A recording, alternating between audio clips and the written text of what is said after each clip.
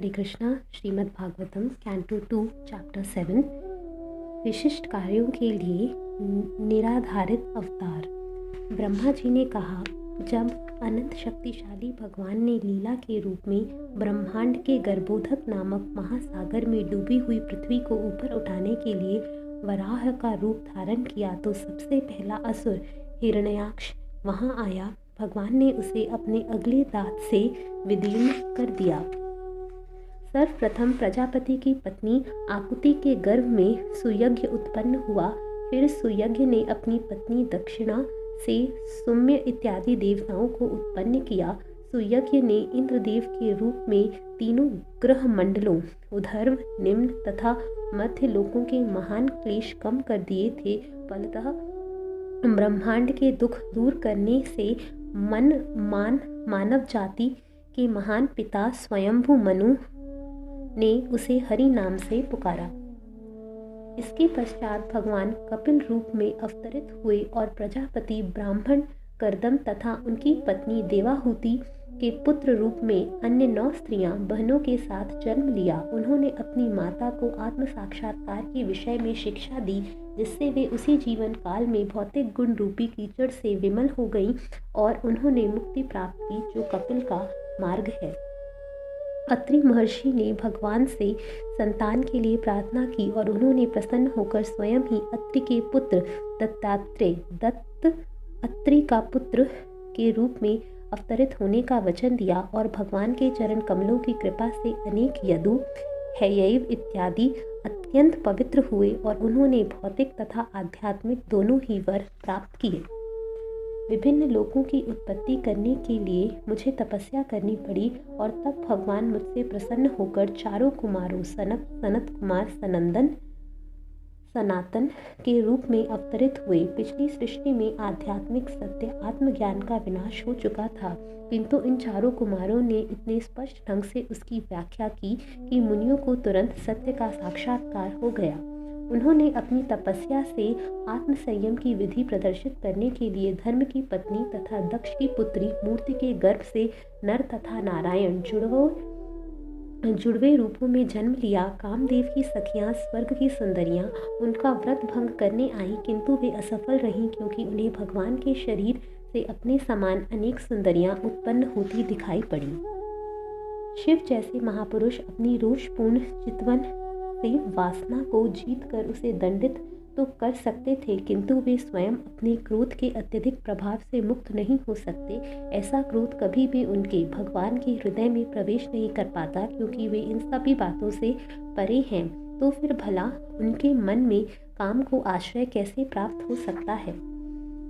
राजा की उपस्थिति में सौतली माता के कटु वचनों से अपमानित होकर राजकुमार ध्रुव बालक होते हुए भी वन में कठिन तपस्या करने लगे और भगवान से उनकी प्रार्थना से प्रसन्न होकर उन्हें ध्रुव लोक प्रदान किया, जिसकी पूजा ऊपर तथा नीचे के लोकों के सभी मुनि करते हैं। महाराज वेन कुमार्जनगामी हो गया, अतः ब्राह्मणों ने वज्रपाश से उसे दंडित किया। इस प्रकार राजा वेन अपने सत्कर्मों तथा ऐश्वर्य के सहित भस्म हो गया और नरक के पथ पे जाने लगा, किंतु भगवान ने अपनी अहेतुकी कृपा से उसके पुत्र पृथु के रूप में अवतरित होकर शापित राजा वेन को नरक से उबारा और पृथ्वी का दोहन करके उससे सभी प्रकार के उपजे प्राप्त की। राजा नाभि की पत्नी सुदेवी के पुत्र के रूप में भगवान प्रकट हुए और ऋग्वेद कहलाए। अपने मन को समदर्शी बनाने के लिए उन्होंने जड़ योग साधना की। इस अवस्था को मुक्ति का सर्वोच्च सिद्ध पद भी माना जाता है, जिससे मनुष्य अपने आत्मा में स्थित रहकर पूर्ण रूप से संतुष्ट रहता है। मेरे द्वारा संपन्न किए गए यज्ञ में भगवान हयग्रीव अवतार के रूप में प्रकट हुए। वे साक्षात यज्ञ हैं और उनके शरीर का रंग सुनहला है। वे साक्षात वेद नहीं है और समस्त देवताओं के परमात्मा हैं। जब उन्होंने श्वास ली तो उनके नथनों से समस्त मधुर वैदिक स्तोत्रों की ध्वनियां प्रकट हुईं। कल्प के अंत में भावी वैवस्वत मनु सत्यव्रत देखेंगे कि सत्य अवतार के रूप में श्री भगवान पृथ्वी पर्यंत सभी प्रकार की जीवात्माओं के आश्रय होंगे।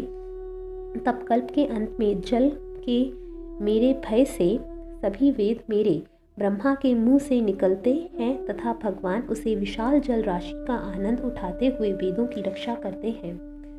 तब आदि भगवान मथानी की तरह उपयोग में लाए जा रहे मंदराचल पर्वत के लिए धुरी आश्रय स्थल के रूप में कश्यप रूप में अवतरित हुए। देवता तथा असुर अमृत निकालने के उद्देश्य से मंदराचल को मथानी बनाकर क्षीर सागर का मंथन कर रहे थे। यह पर्वत आगे पीछे घूम रहा था, जिससे भगवान कश्यप की पीठ पर रगड़ पड़ रही थी।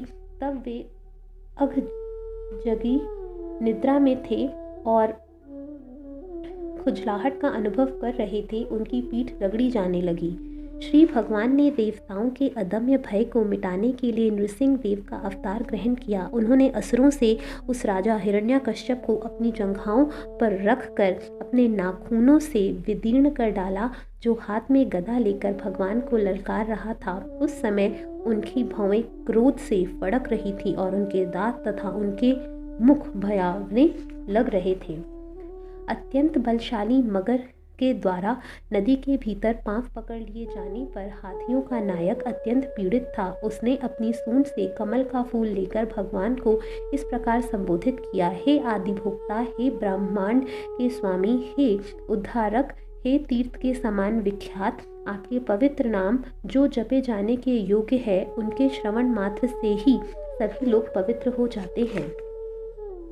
हाथी की पुकार सुनकर श्री भगवान को लगा कि उसे उनकी अविलंब सहायता की आवश्यकता है, क्योंकि वह घोर संकट में था।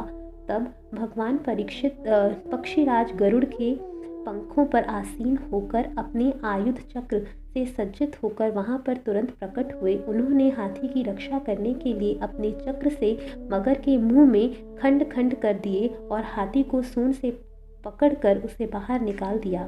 भगवान समस्त भौतिक गुणों से परे होते हुए भी अदिति के पुत्रों आदित्यों के गुणों में से कहीं बढ़कर हैं। वे अदिति के सबसे छोटे पुत्र के रूप में प्रकट हुए और क्योंकि उन्होंने ब्रह्मांड के समस्त ग्रहों को पार किया, अतः वे पूर्ण पुरुषोत्तम भगवान हैं। उन्होंने 3 पग भूमि मांगने के बहाने से उन्होंने बलि महाराज की सारी भूमि ले ली। उन्होंने याचना इसलिए की क्योंकि बिना याचना के सन्मार्ग पर चलने वाले से कोई उसकी अधिकृत संपत्ति नहीं ले सकता। अपने सिर पर भगवान के कमल पाद प्रक्षालित जल को धारण करने के बाद बलि महाराज ने अपने गुरु द्वारा मना किए जाने पर भी अपने वचन के अतिरिक्त मन में अन्य कुछ धारण नहीं किया। राजा ने भगवान के तीसरे पग को पूरा करने के लिए अपना शरीर भी समर्पित कर दिया। ऐसे महापुरुष के लिए अपने बाहुबल से जीते गए स्वर्ग के साम्राज्य का भी कोई महत्व नहीं था। हे नारद, तुम्हें श्री भगवान ने अपने हंसावतार में ईश्वर के विज्ञान तथा दिव्य प्रेममयी सेवा के विषय में शिक्षा दी थी। वे तुम्हारी अगाम भक्ति से अत्यधिक प्रसन्न हुए थे। उन्होंने तुम्हें भक्ति का पूरा विज्ञान भी अत्यंत सुबोध ढंग से समझाया था, जिसे केवल भगवान वासुदेव के प्रति पूर्ण समर्पित व्यक्ति ही समझ सकते हैं। भगवान ने मनु अवतार लिया और वे मनु वंश के वंशज बन गए। उन्होंने अपने शक्तिशाली सुदर्शन चक्र से दुष्ट राजाओं का दमन करके उन पर शासन किया। समस्त परिस्थितियों में आबाद रहते हुए उनका शासन उनकी महिमामयी कीर्ति से मंडित था, जो तीनों लोकों तथा ब्रह्मांड के सर्वोच्च सत्य लोक तक फैली हुई थी। अपने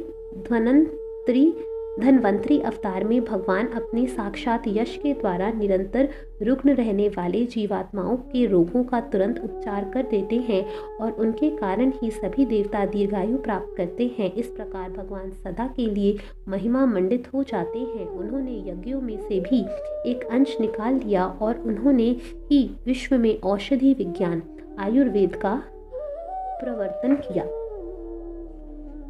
जब शासक वर्ग, जो क्षत्रिय नाम से जाने जाते थे, परम सत्य के पद से भ्रष्ट हो गए और नरक भोगने के पात्र हो गए, तब भगवान ने परशुराम ऋषि का अवतार लेकर उन अवांछित राजाओं का उच्छेद किया जो पृथ्वी के लिए कंटक बने हुए थे। इस तरह उन्होंने अपने तीक्ष्ण फरसे से के द्वारा क्षत्रियों का 21 बार उच्छेदन किया। इस ब्रह्मांड के समस्त जीवों पर अहेतुकी कृपा के कारण पूर्ण पुरुषोत्तम भगवान अपने पूर्ण अंशों सहित महाराज इक्ष्वाकु के कुल में अपनी अंतरंगा शक्ति सीता जी के स्वामी के रूप में प्रकट हुए। वे अपने पिता महाराज दशरथ की आज्ञा से वन गए और अपनी पति तथा छोटे भाई के साथ कई वर्षों तक वहां रहे। भौतिक रूप से अत्यंत शक्तिशाली 10 सिरों वाले रावण ने उनके प्रति महान अपराध किया और जिससे अंततः वह विनष्ट हो गया। दूरस्थ अपनी घनिष्ठ संगिनी सीता के वियोग में दुखी श्री रामचंद्र ने अपने शत्रु रावण की नगरी पर हर शिव जो स्वर्ग के राज्य को भस्म कर देना चाहते थे कि जैसे ज्वलित लाल नेत्रों से दृष्टि डाली। महान समुद्र ने उन्हें भय से कांपते हुए मार्ग दे दिया, क्योंकि उसके परिवार से कोई जलचर सदस्य यथा मगरमच्छ, सर्प तथा घड़ियाल भगवान के रक्त नेत्रों की क्रोधाग्नि से जले जा रहे थे। जब रावण युद्ध कर रहा था तो उसकी छाती को टकराकर स्वर्ग के राजा इंद्र के हाथी की सूंड खंड खंड हो गई और ये खंड बिखर कर चारों दिशाओं में चकाचौंध करने लगे। अतः रावण ने अपने शौर्य पर गर्व होने लगा और वह अपने को समस्त दिशाओं का विजेता समझ कर सैनिकों के बीच इतराने लगा। किंतु भगवान श्री रामचंद्र द्वारा अपने धनुष पर टंकार करने पर उसकी वह प्रसन्नता ही की हंसी उसकी प्राणवायु के साथ ही सहसा बंद हो गई। जब पृथ्वी पर ईश्वर में श्रद्धा न रखने वाले परस्पर लड़ने वाले राजाओं का भार बढ़ जाता है, तब भगवान संसार का कष्ट कम करने के लिए अपने पूर्ण अंश समेत अवतरित होते हैं। वे सुंदर काले काले केशों से युक्त अपने आदि रूप में आते हैं और अपनी दिव्य महिमा के विस्तार के लिए ही अलौकिक कार्य करते हैं। कोई उनकी महानता का अनुमान नहीं लगा सकता। भगवान श्री कृष्ण के परमेश्वर होने में कोई संदेह नहीं है, अन्यथा जब वे अभी अपनी माता की गोद में थे तो पूतना जैसी राक्षसी का वध जिस तरह कर सकते थे, 3 मास की आयु में ही अपने गांव के छकड़े को कैसे पलट सकते थे और जब घुटने के बल चल रहे थे तभी गगनचुंबी अर्जुन वृक्षों के जोड़े को समूल कैसे उखाड़ सकते थे, ये सभी कार्य स्वयं भगवान के अतिरिक्त अन्य किसी के लिए असंभव है। और जब ग्वालों तथा अनेक पशुओं ने यमुना नदी का विषैला जल पी लिया और जब भगवान ने अपनी कृपा दृष्टि से ही उन्हें जीवित कर दिया, तब यमुना नदी के जल को शुद्ध करने के लिए ही वे उसमें मानो खेल खेल में कूद पड़े। उन्होंने विषैले कालिया नाग को दंड दिया, जो अपनी लपलपाती जीभ से विष की लहरें निकाल रहा था। भला परमेश्वर के अतिरिक्त ऐसा महान कार्य करने में और कौन समर्थ है। कालिया नाग को दंडित करने के लिए दिन ही रात्रि के समय जब ब्रज भूमि के समस्त निवासी निश्चिंत होकर सो रहे थे, तो सूखी पत्तियों के कारण जंगल में अग्नि धधक उठी और ऐसा लगा मानो उनकी मृत्यु अवश्य अभावी है। किंतु आंखें बंद करके बलराम जी के साथ भगवान ने उन सबको बचा लिया। ऐसे हैं भगवान के अलौकिक कार्यकलाप।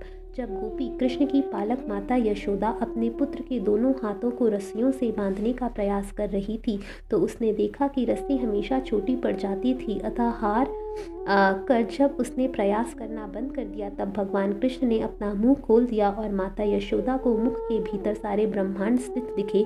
यह देखकर उसे संदेह हुआ, किंतु वह अपने पुत्र की योग शक्ति को अलग प्रकार से समझ रही थी। भगवान श्री कृष्ण ने अपने पालक पिता नंद महाराज को वरुण के भय से बचाया और ग्वाल बालों को पर्वत की गुफा में से मुक्त किया, जहां मैं के पुत्र ने उन्हें बंदी बना रखा था। यही नहीं, भगवान श्री कृष्ण ने वृंदावन के समस्त वासियों को, जो दिन भर काम में व्यस्त रहकर रात में थक कर निश्चिंत सोते थे, पर व्योम में सर्वोच्च लोक का भागी बना दिया। ये सारे कार्य दिव्य हैं और उनके ईश्वरत्व को सिद्ध करने वाले हैं।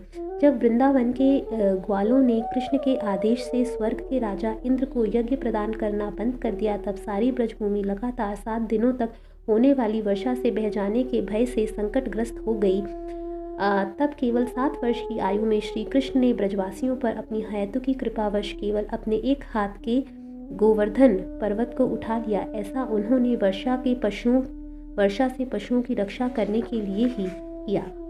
जब भगवान वृंदावन वासियों की पत्नियों में अपने मधुर तथा सुरीले गीतों द्वारा कामोत्तेजना जागृत करते हुए वृंदावन में रासलीला में मग्न हुए, तब कुबेर के एक धनी अनुचर शंखचूड़ नामक राक्षस द्वारा गोपियों का हरण किए जाने पर भगवान ने उसका सिर धड़ से अलग कर दिया।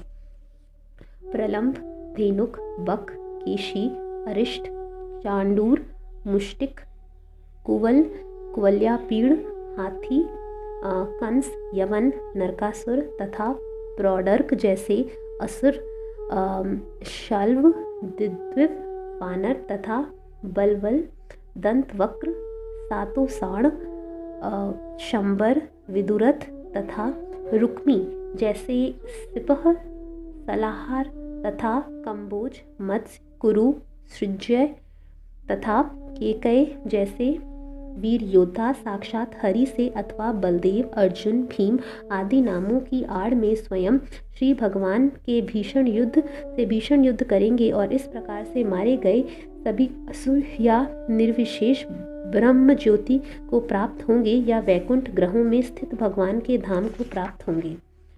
सत्यवती के पुत्र व्यासदेव के रूप में अवतरित होकर स्वयं भगवान वैदिक साहित्य के संग्रह को अल्पज्ञों के लिए कठिन समझकर वैदिक ज्ञान रूपी वृक्ष को युग विशेष की परिस्थितियों के अनुसार शाखाओं में विभाजित कर देंगे।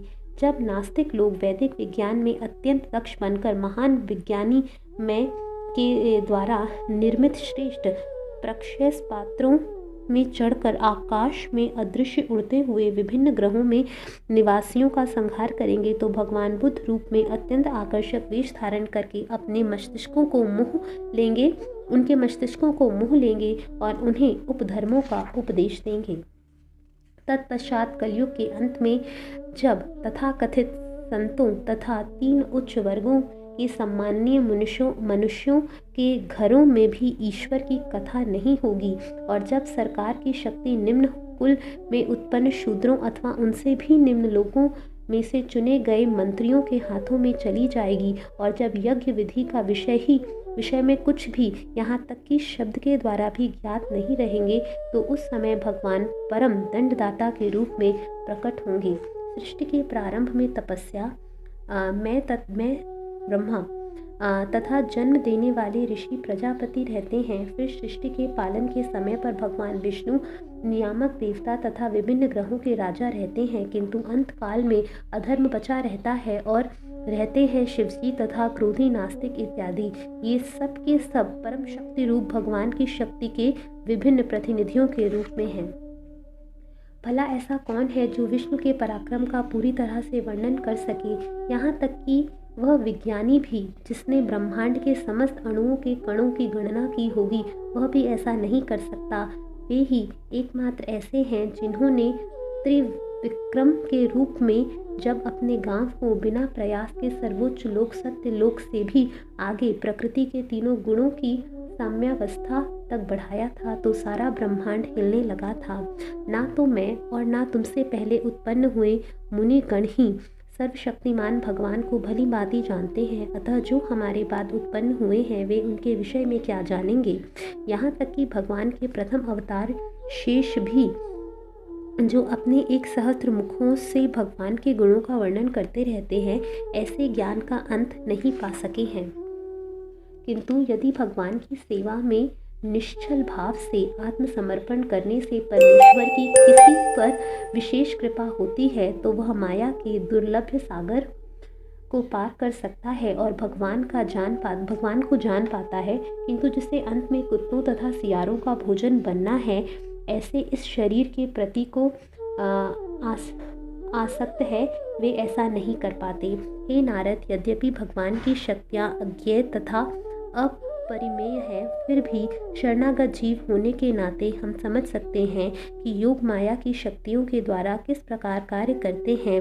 इसी प्रकार भगवान की शक्तियाँ इन सभी को भी ज्ञात है। सर्वशक्तिमान शिव, नास्तिक कुल के महान राजा प्रहलाद महाराज, स्वयंभू मनु, उनकी पत्नी शतरूपा, उनके पुत्र तथा पुत्रियां यथा प्रियव्रत, उत्तानपाद, आकुति, देवहूति तथा प्रसूति, प्राचीन ब्रह्मी, श्रिभु, वेन के पिता अंग, महाराज ध्रुव, इक्ष्वाकु एल, मुचुकुंद, महाराज जनक, गाधि रघु, अम्बरीश, सागर, गय, नाहुष, मानधाता, अलर्क, शतधेनु, अनु, रंतिदेव, भीष्म, बलि, अमूर्तर्य, दिलीप, सौभरी, उत्तंग, शिबी, देवल, पिपलाद, सारस्वत, उद्धव, पराशर, भूरिशेन, विभीषण, हनुमान, सुखदेव गोस्वामी, अर्जुन, अरिष्टसेन, विदुर, श्रुतदेव इत्यादि। पापी जीवन बिताने वाले समुदायों में से भी शरणागत लोग जैसे स्त्री, शूद्र, हूण, पर्वती लोग या शबर, साइबेरियावासी, यहाँ तक कि पशु पक्षी भी भगवत विज्ञान के विषय में जान सकते हैं। ये भगवान के शुद्ध भक्तों की शरण में जाकर तथा भक्ति पथ पर उनके पद चिन्हों का अनुसरण करके माया के चंगुल से छूट जाते हैं। परम ब्रह्म के रूप में जिनकी अनुभूति की जाती है वे शोक रहित असीम आनंद से युक्त हैं। वह यह निश्चित ही परम भोक्ता भगवान की अनंतम अवस्था है। वे शाश्वत रूप में सारे विघ्नों से रहित तथा निर्भय हैं। वे पदार्थ नहीं अपितु परिपूर्ण चेतना है। वे संदूषण मुक्त हैं, वेद रहित हैं और समस्त कारणों तथा कार्यों का आदि कारण हैं, जिनमें सकाम कर्मों के लिए ना तो यज्ञ करना होता है और ना जिनके सामने माया ठहरती है। ऐसी दिव्य अवस्था में ना तो कृत्रिम रीति से मन को वश में करने की, ना ही मानसिक तर्क या ध्यान करने की आवश्यकता रहती है, जैसा कि ज्ञानियों तथा योगियों द्वारा किया जाता है। मनुष्य ऐसी विधियों को उसी प्रकार त्याग देता है जिस प्रकार स्वर्ग का राजा इंद्र कुआं खोदने का कष्ट नहीं उठाता। जो कुछ भी कल्याणकर है उसके परम स्वामी भगवान है, क्योंकि जीवात्मा को जो भी कर्म करता है, चाहे वे भौतिक अवस्था में अथवा आध्यात्मिक अवस्था में किए जाएं, सबका फल देने वाले भगवान हैं। इस प्रकार वे ही अंतिम लाभ प्रदान करने वाले हैं। प्रत्येक व्यक्तिगत जीवात्मा अजन्मा है, अतः इस भौतिक तत्वमय शरीर के विनष्ट होने के बाद भी जीवात्मा उसी प्रकार बना रहता है जिस प्रकार शरीर के भीतर वायु होती है। हे प्रिय पुत्र, मैंने तुम्हें संक्षेप में प्रकट जगतों के सृष्टा पूर्ण पुरुषोत्तम भगवान के विषय में बतलाया है। गोचर तथा तात्विक अस्तित्व का कारण भगवान हरि के अतिरिक्त और कोई नहीं है। हे नारद, पूर्ण पुरुषोत्तम भगवान ने ही मुझे श्रीमद् भागवत नामक यह भगवान का विज्ञान संक्षिप्त रूप में बतलाया था और यह उनकी विभिन्न शक्तियों का संग्रह है। अब तुम स्वयं इस ज्ञान का विस्तार करो। कृपया तुम इस श्रीमद् भगवत विज्ञान का संकल्प पूर्वक इस विधि से वर्णन करो जिससे कि सभी मनुष्य प्रत्येक जीव के परमात्मा तथा समस्त शक्तियों के आधार स्वरूप भगवान हरि के प्रति दिव्य भक्ति उत्पन्न कर सकें। विभिन्न शक्तियों से संबंधित भगवान के कार्यकलापों का वर्णन, उनकी प्रशंसा तथा उनका श्रवण परमेश्वर की शिक्षाओं के अनुसार होना चाहिए। यदि नियमित रूप से श्रद्धा तथा सम्मान पूर्वक ऐसा किया जाता है तो मनुष्य निश्चित रूप से भगवान की भ्रामक शक्ति माया से उबर जाता है। हरे कृष्णा।